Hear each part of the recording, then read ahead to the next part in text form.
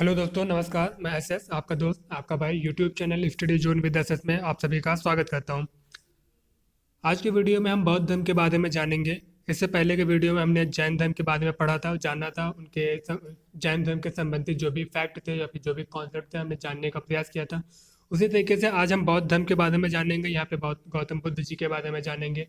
बौद्ध धर्म से संबंधित क्या दर्शन है, क्या शिक्षाएं दी गई उसके बारे में जानेंगे, और उसकी क्या कौन कौन सी संगतियाँ कहाँ कहाँ पे हुई, ये सभी कुछ एक कंप्लीट रूप में जानने का प्रयास करेंगे। ये सारी जानकारी पॉइंट वाइज होगी, बिंदुवार होगी, फैक्ट पॉइंट टू पॉइंट होगी, फैक्चुअल रूप में होगी, ताकि आपको पढ़ने में, समझने में आसानी हो, रिकॉल करने में आसानी हो। चलिए अपनी वीडियो को स्टार्ट करते हैं। तो बौद्ध धर्म के जो संस्थापक होते हैं वो गौतम बुद्ध होते हैं, आप सभी जानते हैं। और उदय का कारण जो होता है, मतलब कि बौद्ध धर्म का उदय क्यों हुआ है, जैन धर्म का उदय क्यों हुआ है, ये उदय का कारण ये होता है 1000 BC के 1000 ईसा पूर्व के आसपास लोहे का जो प्रयोग था वो बहुत मात्रा में बढ़ चुका था। तो लोहे के प्रयोग की वजह से क्या हुआ था कि नवीन आर्थिक व्यवस्था का उदय हुआ था, जो कि कृषि आधारित अर्थव्यवस्था थी। तो ये कृषि आधारित अर्थव्यवस्था आने के कारण यहाँ पे यह हुआ कि ये लोग अहिंसावादी थे कि पशुओं को मारने पे, बलि देने पे ये लोग मना करते थे। तो जाहिर सी बात है जो किसान वर्ग है इनका सपोर्ट करता, और इसी तरह से यह फैलता फूलता चला गया। तो अब बात करते हैं गौतम बुद्ध के बारे में। तो गौतम बुद्ध जो है 563 ईसा पूर्व में इनका जन्म होता है। ठीक है, इनका जन्म लुम्बिनी में नेपाल की तराई में कपिल वस्तु नामक स्थान पर होता है। पिता का नाम शुद्धोधन होता है, माता का नाम महामाया होता है। उनका जो पालन होता है, जो पालन पोषण किया जाता है, इनकी मौसी के द्वारा किया जाता है, जिनका नाम महाप्रजापति होता है। इनकी मृत्यु जो होती है कुशीनगर में होती है। ठीक है, और ये रहा इनका थोड़ा बेसिक डिटेल।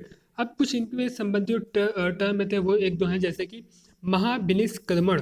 तो महाविनिष्क्रमण का मतलब होता है ग्रह त्याग देना।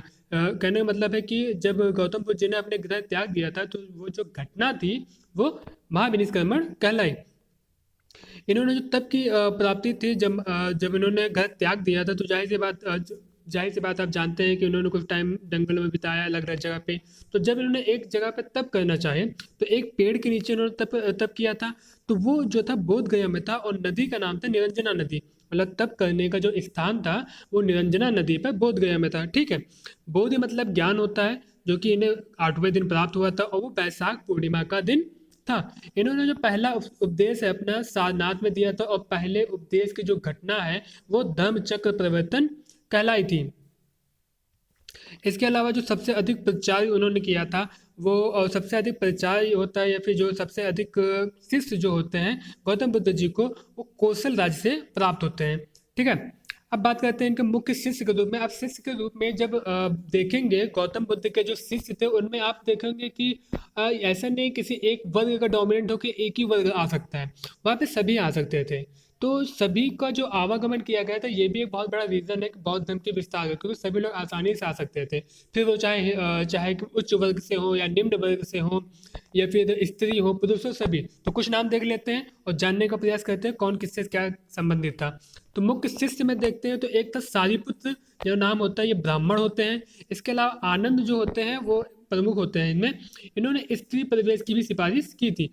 सुनीत जो होता है जाति का भंगी होता है। यहाँ पे देख रहे हैं ना, सारिपुत्र ब्राह्मण है, सुनीत जाति का भंगी है। इसके अलावा बिंबसार और अजातशत्रु ये शासक हुए थे।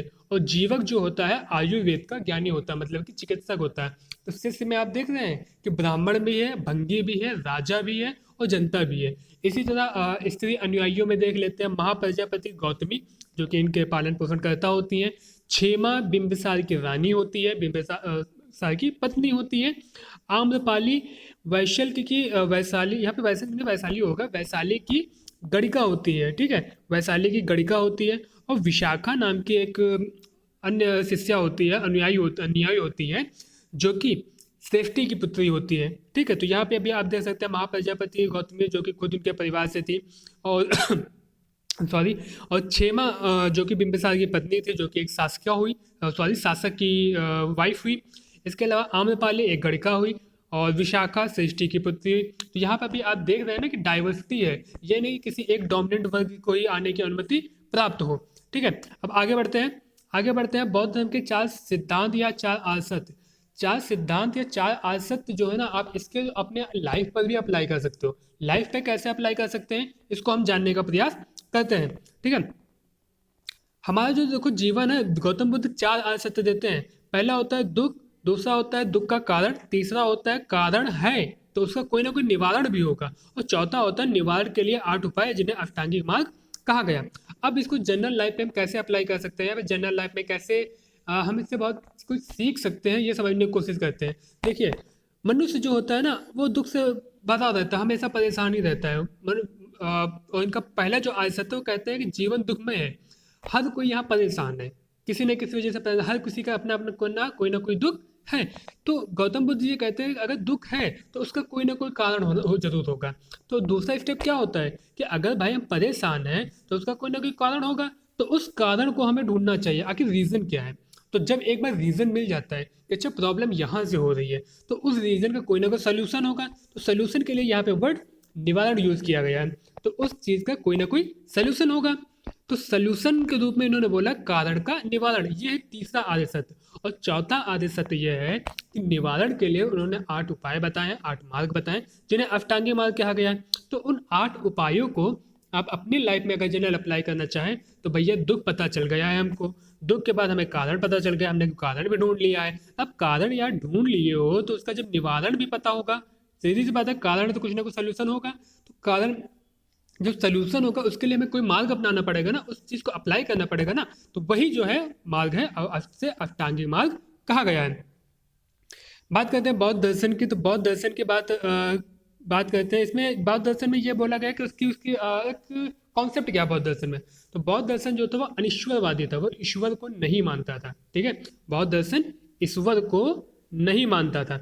इसके अलावा वो अनात्मावादी है, वो आत्मा को भी नहीं मानता है, लेकिन पुनर्जन्म की बात करता है। लेकिन पुनर्जन्म का मतलब ये नहीं कि आप मरने के बाद आपकी आत्मा कहीं और ट्रांसफर हो रही है, ऐसा कुछ नहीं। वो चेतना की अवस्था में पुनर्जन्म की बात करते हैं। और इसके अलावा बोलते हैं कि ये नितांत कर्मवादी है, मतलब इसको मतलब कर्मवादी होना चाहिए। और ये भी बहुत अच्छी चीज़ है कि हमें हमेशा कर्मशील होना चाहिए, हमें हमेशा कोई ना कोई वर्क करते रहना चाहिए, ये नहीं कि आलस किताब पढ़े हुए हैं। ठीक है, तो ये होता है जैन दर्शन, या जो भी जैन दर्शन के बारे में कहा गया है। अब बात करते हैं बौद्ध संघ की। तो बौद्ध संघ में हमें 3 प्रकार के रत्न पढ़ने को मिलते हैं, जो कि जिन्हें त्रिरत्न कहा गया है। ठीक है, इसमें पहला होता है बुद्ध, दूसरा होता है धम्म, तीसरा होता है संघ। ठीक, अब बौद्ध संघ में प्रवेश करने त्यागने संबंधित कुछ शब्दावलियां भी दी गई हैं, वो भी हम जान लेते हैं। जैसे कि उपसंपदा, उपसंपदा उस घटना को कहते हैं जब संघ में प्रवेश किया जाता है। ठीक, और जब संघ को त्यागा जाता है, मतलब कि छोड़ा जाता है, त्याग दिया जाता है, तो वो उस घटना को प्रव्रज्या कहते हैं। ठीक है, उपासक गृहस्थ बौद्ध होते हैं। देखो, बौद्ध के जो अनुयायी होते थे बौद्ध धर्म में 2 प्रकार के होते थे, जो कि एक पूर्ण रूप से होते थे, लेकिन कुछ बौद्ध अनुयायी वो होते थे जो घर में रहते हुए बौद्ध धर्म का पालन करते थे, तो उन्हें उपासक बोला गया। ठीक है, अनुयायी के 2 वर्ग होते थे, एक होता था भिक्षु भिक्षुड़ी, और एक होता था उपासक उपासिका। भिक्षु भिक्षुड़ी कहने का मतलब है जो कि बौद्ध धर्म या बौद्ध संघ में प्रवेश करने के बाद वहीं पर रहते थे। ठीक है, और दूसरा जो उपासक उपासिकाएं का कहने का मतलब है ऐसे बौद्ध अनुयायी जो घर में रहते हुए बौद्ध धर्म को अपनाते थे या बौद्ध धर्म के नियमों का पालन करते थे। अब बात कर लेते हैं बौद्ध धर्म की संगीतियों की। तो बौद्ध धर्म की 4 संगीतियाँ हुई थी, और एक एक करके देख लेते हैं कि इनमें कौन कौन सी संगीतियाँ कहाँ कहाँ पे हुई थी, और इसके अलावा उस समय कौन कौन शासक हुए थे। ठीक है, तो चलिए फिर जो पहली बौद्ध संगीति हुई थी वो सप्तकर्णी गुफा में हुई थी, जो कि राजगृह में पड़ती है, ये बिहार में आता है। ठीक है, और इसके जो हेड थे, पहले संगीति के जो हेड थे वो महाकश्यप थे, और इस समय जो शासक हुए थे वो अजातशत्रु थे। ये तो क्वेश्चन कई बार पूछे जाते हैं बौद्ध संगीति से लेके कि कहाँ पे हुआ था, कौन शासक था, कौन हेड था। तो ये जो पार्ट है एग्जाम की दृष्टि से भी काफ़ी इंपॉर्टेंट पॉइंट है। तो ये जो हुआ था टाइम पीरियड है वो 483 ईसा पूर्व में हुआ था। इसमें शिक्षाओं का संकलन किया गया था, बौद्ध धर्म की जो शिक्षाएं थी ना उसका संकलन किया गया था। ठीक है, इसके अलावा सुत्त विनय पिटक में भी इनका वर्णन किया, मतलब विभाजन किया गया था, जो भी शिक्षाएं थी उसका विभाजन किया गया था। अब बात करते हैं सेकंड बौद्ध संगीति की। जो दूसरी बौद्ध संगीति हुई थी वो बालुकाराम विहार में वैशाली में हुई थी। ठीक, इसके हेड कौन थे? सुपुकामी थे, इसके शासक कालाशोक थे। ठीक है, और यहाँ पे विभाजन हुआ था। जो बौद्ध धर्म था उनमें 2 प्रकार के विभाजन हुआ था। एक थे परिवर्तनवादी जिसके हेड महाकश्यप कहलाते हैं, और एक है अपरिवर्तनवादी जिसके हेड महाकात्यायन कहलाते हैं। ठीक है, यहाँ पे बीच में आपको डॉलर दिख रहा होगा, गलत लगा हुआ है। तो विभाजन 2 होते हैं, एक होता है परिवर्तनवादी, एक होता है अपरिवर्तनवादी। तो क्वेश्चन यहाँ से ये बन सकता है कि बौद्ध धर्म कि किस संगीति में बौद्ध धर्म दो भागों में विभाजित हुआ था, तो वो होती है सेकंड बौद्ध संगीति। ठीक है, अब बात करते हैं तीसरी बौद्ध संगीति की। तो यह पाटलिपुत्र में हुई थी। इसके हेड मालिपुतिस्य थे। ठीक है, और शासक अशोक थे और अधिधम पिटक इसमें जोड़ा गया था। दो पिटक हमने पहले देख लिए, वो दो पिटक किसमें थे? फर्स्ट बौद्ध संगीति में, जिसमें शुद्ध और विनय पिटक थे। और थर्ड जो पिटक है अधिधम पिटक, वो बौद्ध संगीति का थर्ड बौद्ध संगीति में जोड़ा गया था। इसके अलावा चौथी जो बौद्ध संगीति है वो कुंडलवन में होती है, जो कि कश्मीर में है।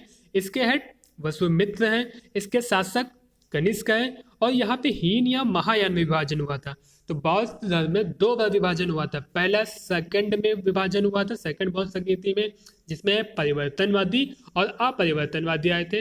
और दूसरी बौद्ध संगीति जो हुई थी, जो फोर्थ बौद्ध संगीति हुई थी, चौथी बौद्ध संगीति हुई थी, उसमें हीनयान और महायान में विभाजन हुआ था।